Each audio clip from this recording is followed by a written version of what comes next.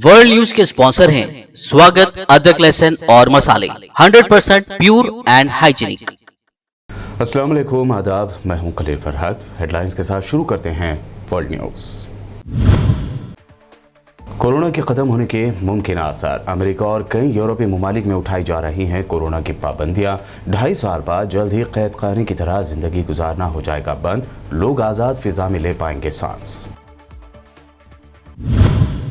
तालिबान ने लड़कियों के लिए यूनिवर्सिटीज खोलकर आलमी बरादरी को दिया मुस्बत पैगाम। लड़कियों और लड़कियों के क्लासरूम्स कर दिए गए अलग। आलमी बरादरी के लिए तालिबान हुकूमत को तस्लीम करने के लिए दिया गया है ये पैगाम। तालिबान की अफगानिस्तान की मुतदिल तस्वीर पेश करने की एक और कोशिश। तालिबान जंगजुओं को दिया हुक्म, कहा पार्क्स, मेलों और दिगर तफरीही मुकामात पर अपने साथ न ले जाएं हथियार। कोरोना के खिलाफ लड़ाई में हिंदुस्तान को मिल गया एक और हथियार। 12 साल और उससे ज़्यादा उम्र के लोगों को दी जाएगी अब नीडल फ्री यानी बिना सुई वाली जायडस कैडिला की ज़ाइकोडी vaccine.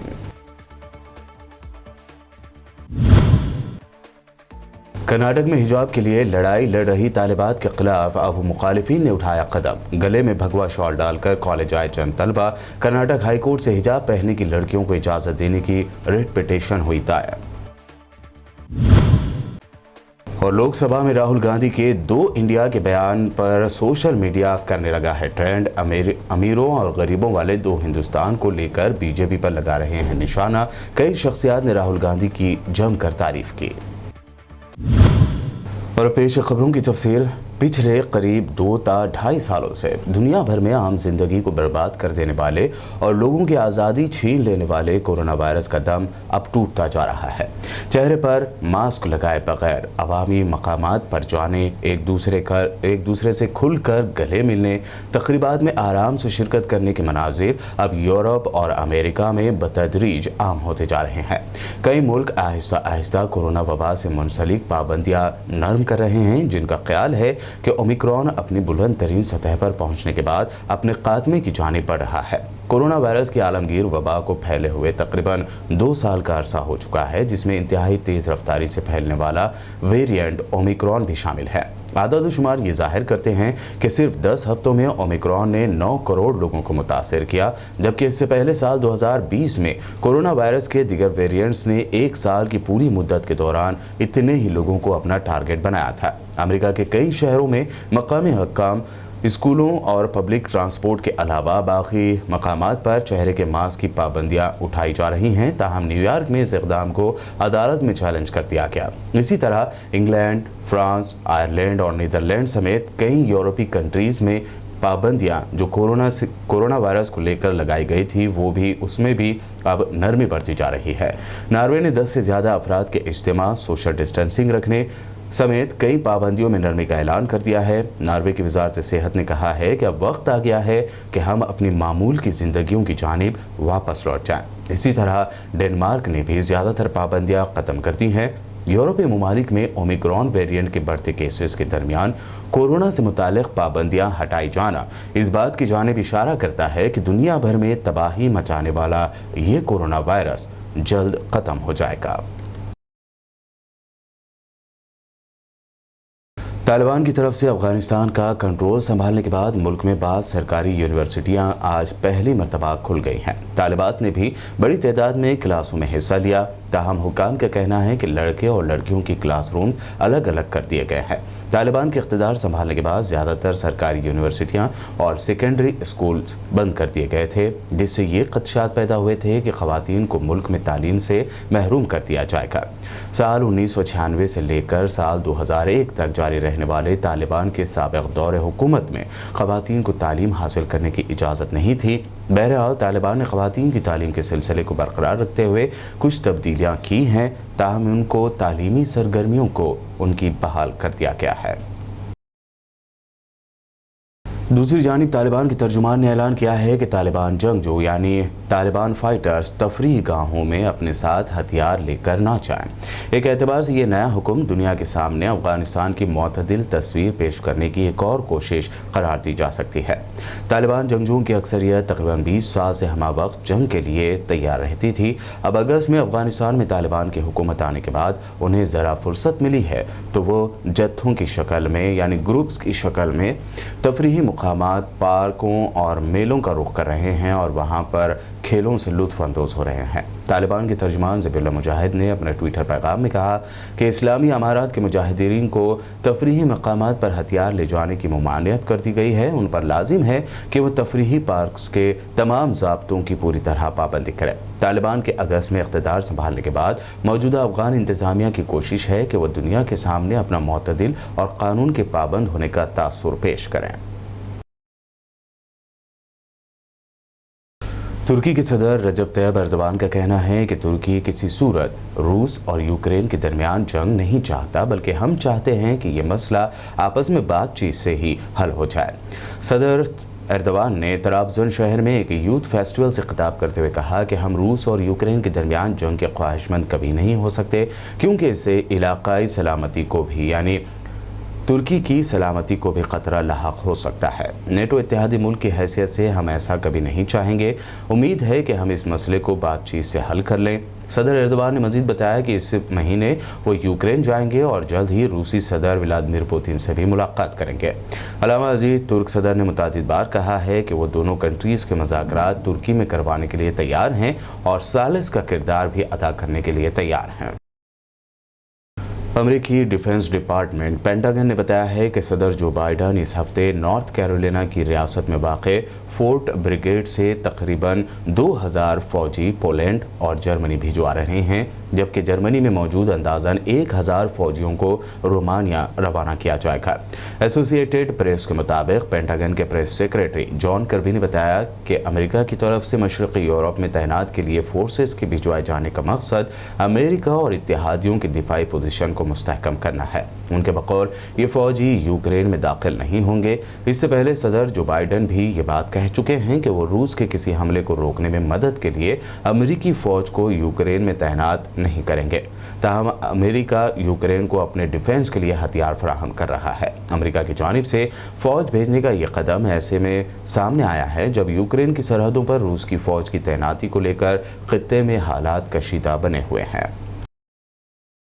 Democratic Republic Congo DRC के शुमाल मशरक़ी इलाके में बेघर लोगों के एक कैंप पर cooperative for development of Congo के बागियों के हमले में कम से कम 50 अफराद के हलाक होने की खबर है।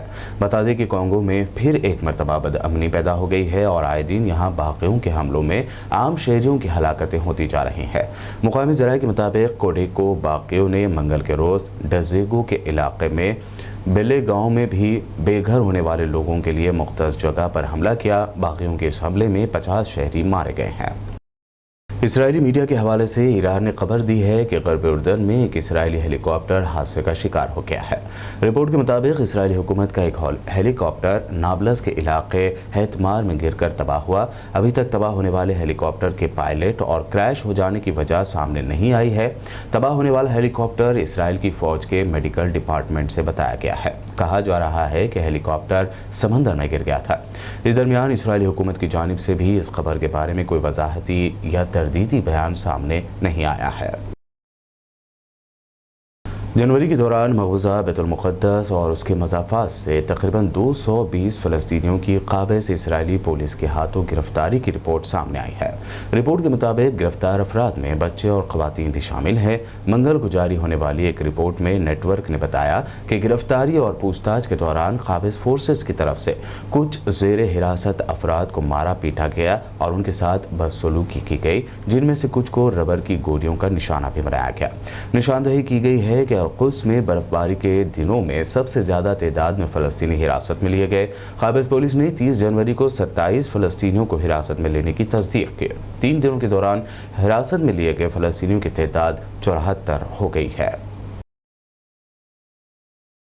एक हफ्ता पहले तुर्की यूनान की सरहद से टकराने वाले बर्फानी तूफान की वजह से तुर्की के एक शहर में कम से कम 12 तारकीन वतन मुर्दा पाए गए। हुकाम ने ये जानकारी दी। CNN की रिपोर्ट के मुताबिक दोनों कंट्रीज इस सानहे का इल्ज़ाम एक दूसरे पर लगा रहे हैं। अभी तक ये मालूम नहीं हो सका है कि महाजरीन कहाँ से आए थे और किस तरह ख़राब हालत में फंस गए।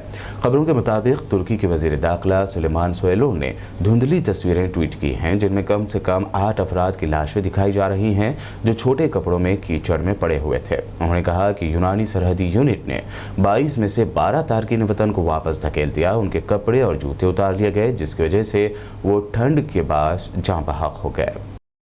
वर्ल्ड न्यूज़ में वक्त हुआ है एक शॉर्ट ब्रेक का। जल्द लौटेंगे और देखेंगे अहम नेशनल न्यूज़।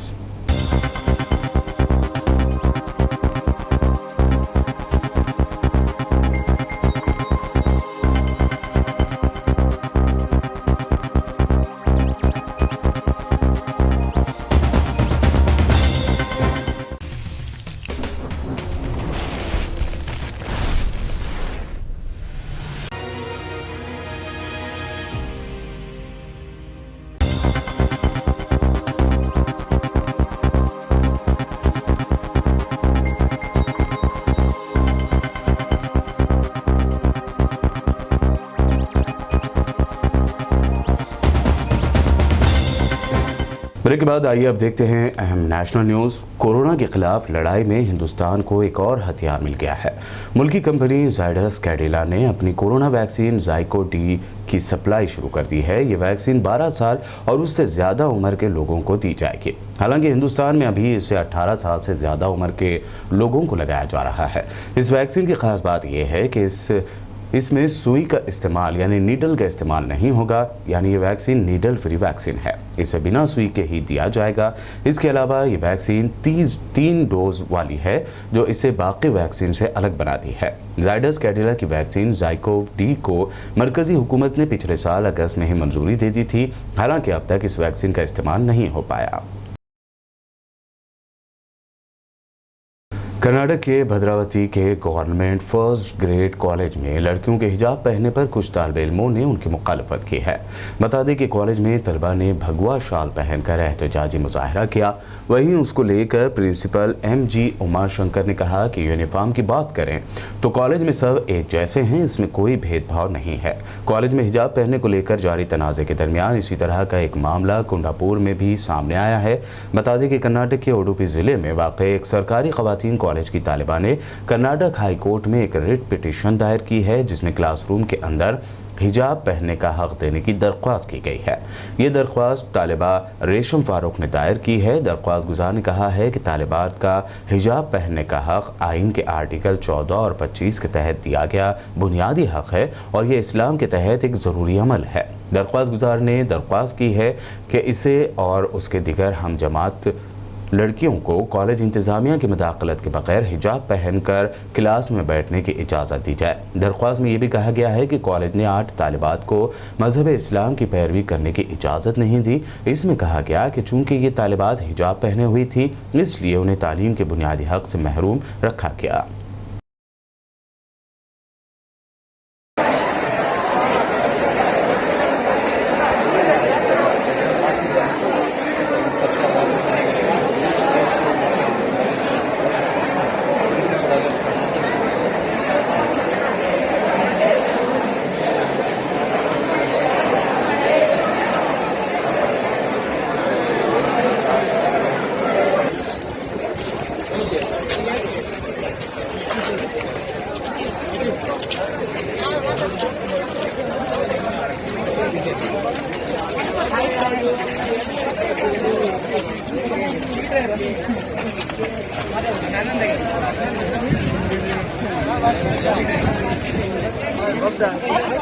ನಮ್ದೆಲ್ಲ ಬರಲ್ಲ.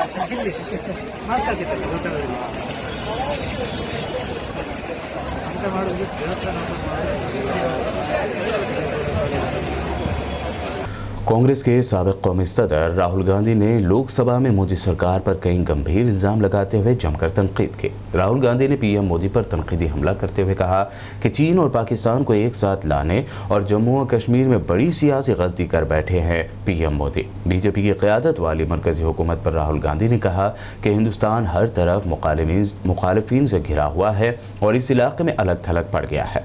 कांग्रेस कायद ने यह भी दावा किया कि हिंदुस्तान के पास इस साल यौम जमहूरिया के लिए मेहमान नहीं था क्योंकि मुल्क पूरी तरह से अलग और घिरा हुआ है। राहुल गांधी ने मजीद कहा कि न सिर्फ बाहरी खतरों से बल्कि मुल्क अंदर से भी कमज़ोर हुआ है और हमारे इदारों को निशाना बनाया जा रहा है। राहुल गांधी के मुताबिक हिंदुस्तान का स्ट्रैटेजिक टारगेट चीन और पाकिस्तान को अलग रखना होना चाहिए था, लेकिन आपने यानी मोदी सरकार ने जो किया है कि वो उन्हें एक साथ ले आया है। He knows the history of the Dalits. He knows who has oppressed the Dalits for 3,000 years. And he is speaking with a hesitancy. He is speaking without. I am proud of him. I am proud of this gentleman. He has spoken to me what is in his heart. I am proud of this man. But he is in the wrong party. Don't worry, घबराइए मत।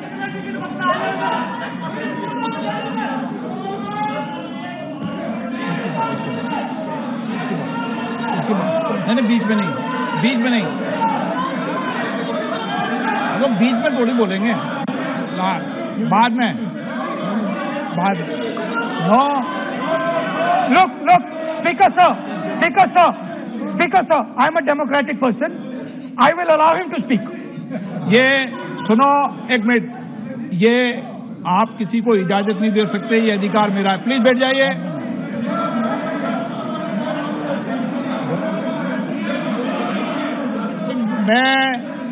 आप वो इजाजत दे सकते हैं क्या? देने का अधिकार नहीं है। ये अधिकार आसन का है, किसको इजाजत देंगे किसको नहीं इजाजत देंगे। माननीय राहुल गांधी प्लीज बैठ जाइए, मैं दूंगा आपको मौका, मैं आपको मौका दूंगा। So, Speaker sir, you might not appreciate it, but my great-grandfather spent 15 years in jail building this thing. My grandmother was shot 32 times and my father was blown into bits. So I understand a little bit about what this country is. I said, why?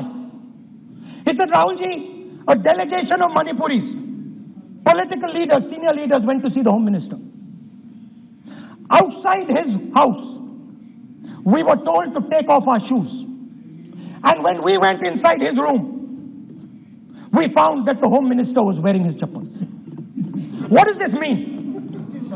What exactly does this mean? Why is it that in the Home Minister's house, the Home Minister can wear chappals, but a delegation of Manipuri politicians cannot? What does this mean? Why? No, it reflects. नहीं, गलत नहीं बोल रहा हूं। मैं आपको photo दिखा दूंगा, स्पीकर सर, मैं आपको फोटो दिखा दूंगा। मैंने उस व्यक्ति से बोला आप गलत बोल रहे हो। उसने कहा राहुल जी मैं आपको फोटो देता हूं, और फोटो दी उसने मुझे। This is not the way to deal with the people of India. मरकजी वजीर खारजा यानी फॉरेन मिनिस्टर एस जयशंकर के कांग्रेस लीडर राहुल गांधी को तारीख याद दिलाने वाले बयान के बाद कांग्रेस लीडर मल्लिकार्जुन खड़गे का बयान सामने आया है। उन्होंने राहुल गांधी के बयान पर भी वजाहत की।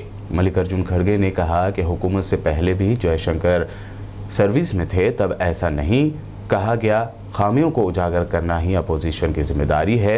उन्होंने राहुल गांधी के 2 हिंदुस्तान के ट्वीट पर सफाई देते हुए कहा कि 2 हिंदुस्तान का मतलब है एक अमीरों के लिए और एक गरीबों के लिए, और दोनों के दरमियान फ़र्क वाकई बढ़ता जा रहा है। इसे कम करने का कोई प्रोविज़न नहीं है। एक तरफ सिर्फ 100 लोगों के पास मुल्क की जायदाद का 30% हिस्सा है, जबकि 70% लोगों के पास बाकी का हिस्सा है।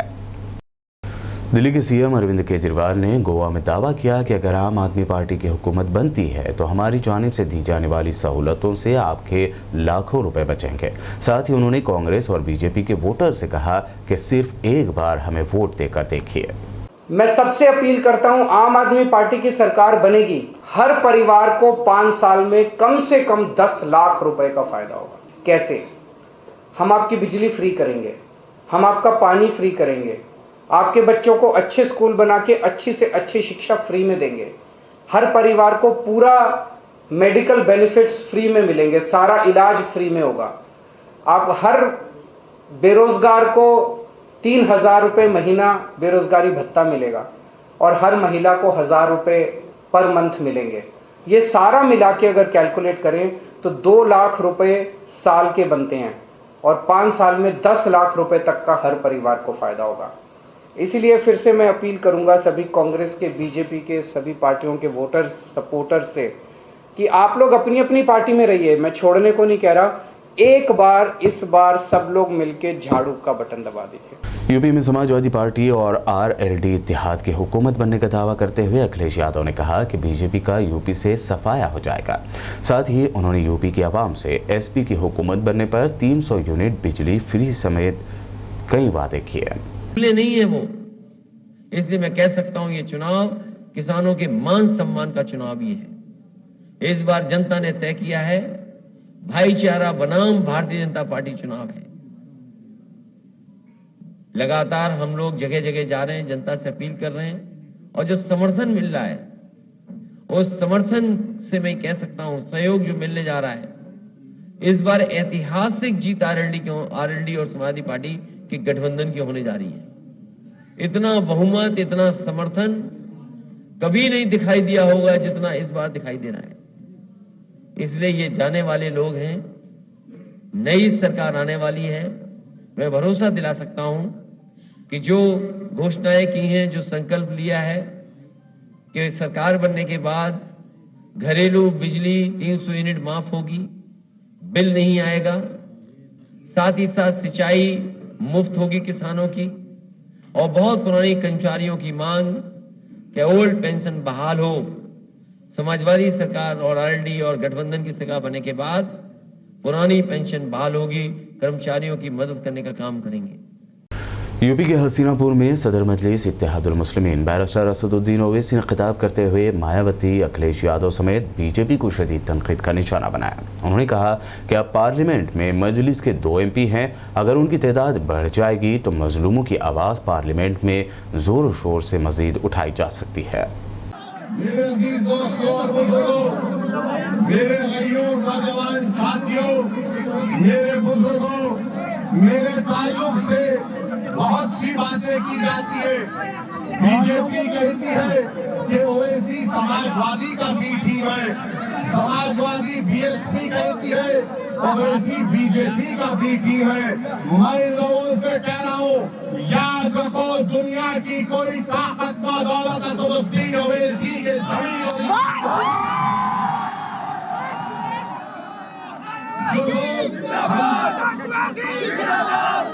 जो लोग हम पर उंगलियां उठा रहे, मेरे भाई याद रखो, मुझ पर उंगलियां उठाने से कुछ हासिल नहीं होगा। और बीजेपी हमको कहती है समाजवादी का, बसपा समाजवादी कहती है बीजेपी का। प्रयागराज में धर्म संसद होता है, धर्म संसद में जितने महाशय आए सबने हमारा नाम ले लेकर कहा कि ओवैसी ऐसा है, ओवैसी की गर्दन मार दो, ओवैसी को पीट दो। अरे मुझे मारने वालों सुनो, मैं जब दुनिया में आया तो अल्लाह ने मेरा वक्त लिख चुका है तुम्हारे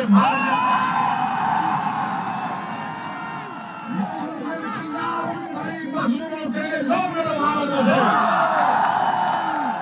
और तुम ये समझते हो कि अगर हमको कोई मार भी देगा तो तुम्हारी वजह से नहीं, हम अपना वक्त और रिस्क और इज्जत सब निभा के आए, तुम्हारे इन बातों से कोई डरने वाला नहीं हुआ। और जो लोग बोलेंगे 15 जीत कर क्या करते हैं, भारत की पार्लियामेंट में कितने एमपी है मजलिस के? कितने? 2 है ना। और जब 2 शेरवानी खड़े जाते हैं सबको परेशानी, 2 आपके दीवाने, आपके गुलाम, आपके खादिम खड़े हो जाते तो पूरे बीजेपी के 300 खड़े होकर ओवैसी की तकरीर का इस्तेमाल करते हैं। ये मिजाज आपको पैदा करना पड़ेगा। जो समाजवादी पार्टी के विधायक जीत कर जाते, खास तौर से दलित समाज के, खास तौर से अल्पसंख्यक समाज के, खास तौर से पिछड़ा समाज के, वो मुंह नहीं खोलते। आखिर में हेडलाइंस पर एक और नजर। कोरोना के खत्म होने के मुमकिन आसार। अमेरिका और कई यूरोपीय ममालिक में उठाई जा रही हैं कोरोना की पाबंदियां। 2.5 साल बाद जल्द ही कैद खाने की तरह जिंदगी गुजारना हो जाएगा बंद। लोग आजाद फिजा में ले पाएंगे सांस। तालिबान ने लड़कियों के लिए यूनिवर्सिटीज खोलकर आलमी बिरादरी को दिया मुस्बत पैगाम। लड़कियों और लड़कियों के क्लासरूम्स कर दिए गए अलग। आलमी बिरादरी के लिए तालिबान हुकूमत को तस्लीम करने के लिए दिया गया है ये पैगाम। तालिबान की अफगानिस्तान की मुतदिल तस्वीर पेश करने की एक और कोशिश। तालिबान जंगजुओं को दिया हुक्म, कहा पार्क्स, मेलों और दीगर तफरीही मुकामात पर अपने साथ न ले जाएं हथियार। कोरोना के खिलाफ लड़ाई में हिंदुस्तान को मिल गया एक और हथियार। 12 साल और उससे ज्यादा उम्र के लोगों को दी जाएगी अब नीडल फ्री यानी बिना सुई वाली जायडस कैडिला की जाइकोडी वैक्सीन। कर्नाटक में हिजाब के लिए लड़ाई लड़ रही तालिबात के खिलाफ अब मुखालिफिन ने उठाया कदम। गले में भगवा शॉल डालकर कॉलेज आए चंद तलबा। कर्नाटक हाईकोर्ट से हिजाब पहनने की लड़कियों को इजाजत देने की रिट पिटीशन हुई दायर। और लोकसभा में राहुल गांधी के 2 इंडिया के बयान पर सोशल मीडिया करने लगा है ट्रेंड। अमीरों और गरीबों वाले 2 हिंदुस्तान को लेकर बीजेपी पर लगा रहे हैं निशाना। कई शख्सियात ने राहुल गांधी की जमकर तारीफ की। वर्ल्ड न्यूज में ये थी अब तक की अहम इंटरनेशनल और नेशनल न्यूज। देखते रहिए BBN चैनल।